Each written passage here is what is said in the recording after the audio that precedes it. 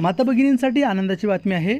मुख्यमंत्री माझी लाडकी बहीण योजना या योजनेसाठी आपण अर्ज करण्यासाठी गेले 2 दिवसापासून अतिशय धावपळीने प्रयत्न करत आहात। तर आता आपल्यासाठी आनंदाची बातमी आहे, याची जी तारीख आहे ती आता वाढवण्यात आलेली आहे। जवळपास 2 महिने याचा जो कालावधी आहे तो वाढवण्यात आलेला आहे।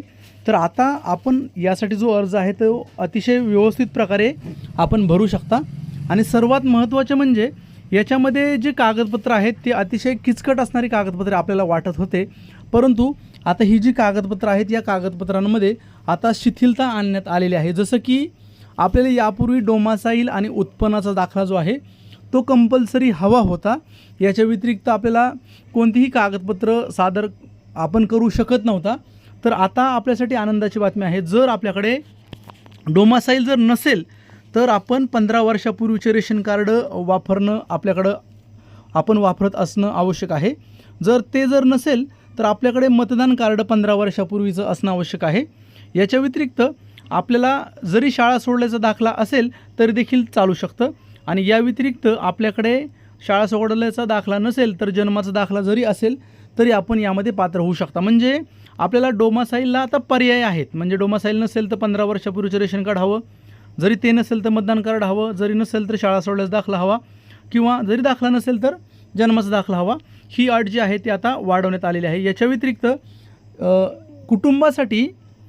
कुटुंबासाठी जी अट आहे ती जमिनीची अट होती, 5 एकरपेक्षा जास्त जमीन नसावी, तर ती जी अट आहे ती देखील आता काढण्यात आलेली आहे। वय वर्ष जे आहे यापूर्वी 21 ते 60 पर्यंत अर्जदार अर्ज करू शकत होते, तर आता ही जे वय आहे 21 ते 65 एवढं करण्यात आलेलं आहे।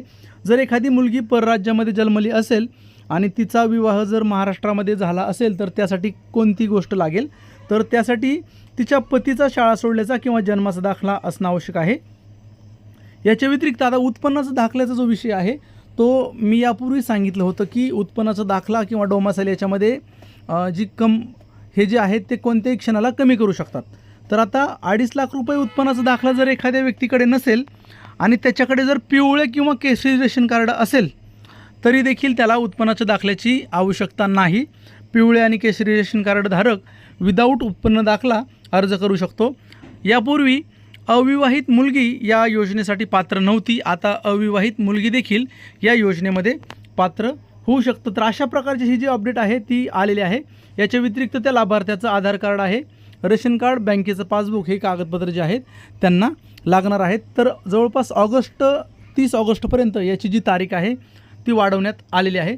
तर मी या व्हिडिओच्या निमित्तानं विनंती करेल की आता आपण यासाठी अगदी निवांत अर्ज जो आहे तो करू शकता।